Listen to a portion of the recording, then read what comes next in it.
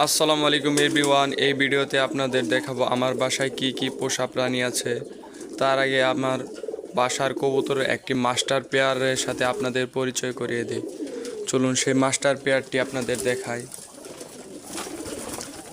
দেখেন, এই খাঁচার ভিতরে রেখে দিয়েছে আমার সেই মাস্টার পেয়ার জোড়া। এখন আপনারা ভাবতে পারেন, যেহেতু মাস্টার পেয়ার তাহলে খাঁচায় কেন উঠিয়ে রাখছি। এই আকাশি কালারটা হচ্ছে নর এবং এটা হচ্ছে মাদি। এরা এত পরিমাণে ডিম বাচ্চা করে আপনাদের একটি ভিডিওতে দেখিয়েছিলাম। ছোট একটি বাচ্চা রেখে ডিম দিয়ে দিয়েছে।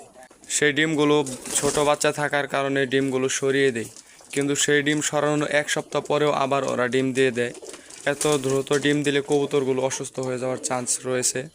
তার জন্য এই কবুতরগুলো এই খাঁচার ভিতর রেখে দিয়েছি। মাদিটা দেখেন কত বিগ সাইজের এবং নটটাও অনেক বড় বিগ সাইজের। এবং পাশেই দেখেন আমার একটা নর বাচ্চাকে খাবার খাওয়াচ্ছে। এই নরটা দুইটা বাচ্চা দিয়েছে, এটা ক্রস ব্রিডের একটি নর। দেখেন কত সুন্দর করে বাচ্চাকে খাবার খাওয়াচ্ছে, মাশাল্লাহ। এখন আপনাদের পরিচয় করিয়ে দিই আমার বাসায় থাকা ঘুঘু পাখিগুলোর সাথে। আমার কাছে অনেকগুলো অস্ট্রেলিয়ান ঘুঘু পাখি আছে। এই হলুদ ফিমেলটা এবং এই হলুদ মেলটা হচ্ছে আমার বাসার বড় ঘুঘু বা মাস্টার পেয়ার। আর যে ঘুঘুগুলো আছে এগুলো ওদের বাচ্চা। এরা নিজেরাই ডিম বাচ্চা করেছে এবং সেই বাচ্চাগুলোই বড় করেছি। আমার বাসায় একটি অ্যালবাইনো ঘুঘু পাখি আছে এবং একটি ডায়মন্ড ডাব ঘুঘু পাখির ফিমেল আছে। মূলত দুইটি ডায়মন্ড ডাব এনেছিলাম, কিন্তু দুঃখজনক বিষয়, আনার পর দিন বিকালবেলা মেল ডায়মন্ড ডাব ঘুঘুটা খাঁচা থেকে যেন কিভাবে বেরিয়ে যায়। ওকে অনেক খোঁজাখুঁজির পরও আর ওকে পাওয়া যায়নি, তাই এটা সিঙ্গেল রয়ে গেছে। এটা হচ্ছে আমার রেড ডায়মন্ড ডাব ঘুঘুর সেটআপ। এখানে রেড ডায়মন্ড ডাব আছে, পাশেরটা হয়তো ফিমেল, এটা হয়তো মেল হবে। দূর থেকে অতটা ভালোভাবে বোঝা যাচ্ছে না। দেখুন কত সুন্দরভাবে বসে রয়েছে। পাশের এই সাইডের নেটগুলো ভালোভাবে লাগানো হয়েছিল না, হয়তো এখান দিয়ে কিভাবে যেন খুলে গিয়েছিল। তখন মেল ডায়মন্ড ডাবটা এখান থেকে বেরিয়ে যায়। তারপরে আমি এই রেড ডায়মন্ড ডাব দুইটা আনি এবং নিচে আরও দুইটা পোষা প্রাণী আছে। দেখেন, এই যে ছোট্ট আমার কিংকুয়েল পাখি। কিংকুয়েল পাখিগুলো মনের আনন্দে ঘোরাঘুরি করতেছে। এই পাশেরটাও মেল এবং এই পাশেরটাও সাদাটাও মেল বাচ্চা। এখানে দুইটা কিংকুয়েলি মেল, ফিমেল নেই, এরা সিঙ্গেল সিঙ্গেল রয়ে গেছে।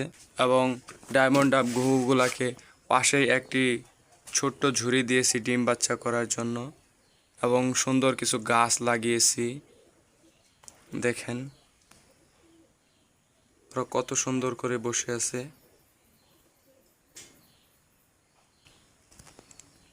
এবং অনেকগুলো ডালপালা দিয়েছি যাতে ওরা সুন্দরভাবে ওড়াউড়ি করতে পারে এবং ন্যাচারাল একটি পরিবেশ তৈরি করার চেষ্টা করেছি। এবং নিচে মাটি দিয়ে দিয়েছি যাতে ওরা সুন্দরভাবে ঘোরাঘুরি করতে পারে, হাঁটাহাঁটি করতে পারে। আমার বাসায় আরও একটি পোষা প্রাণী রয়েছে যা আপনাদের এখনও দেখানো হয়নি। চলুন সেই পোষা প্রাণীটি দেখাই।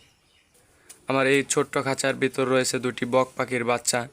এই বক পাখির বাচ্চা দুটি অনেক আগে আর অনেকে দেখেছেন। এই বাচ্চা দুটি আমার বাসায় পাঠানো হয়েছিল। বাচ্চা দুটি নাকি ঝড় বৃষ্টির মধ্যে বাসা থেকে পড়ে গিয়েছিল, তখন আমার পাশের এলাকা থেকে বাচ্চা দুটি আমার কাছে পাঠিয়েছিল। অনেকটাই ছোট ছিল, যা আপনারা দেখতেই পাচ্ছেন কত পরিমাণ ছোট ছিল। মাশাল্লাহ, এখন যত্ন নেওয়ার পরে এখন ওরা অনেকটাই বড় হয়ে গেছে। এখন ওরা টুকটাক ফ্লাই করতে পারে। ওরা বিভিন্ন ধরনের ছোট ছোট পোকামাকড় শিকার করে খেতে পারে। আর কিছুদিন গেলে ওরা একদম বড় হয়ে যাবে এবং পূর্ণবয়স্ক হয়ে যাবে। তখন ওরা সম্পূর্ণরূপে ফ্লাই করতে পারবে। আমার বাসার পোষা প্রাণীগুলো আপনাদের কেমন লেগেছে সবাই কমেন্টে বলে যাবেন এবং ভিডিওতে ভুল ত্রুটি হলে ক্ষমার দৃষ্টিতে দেখবেন।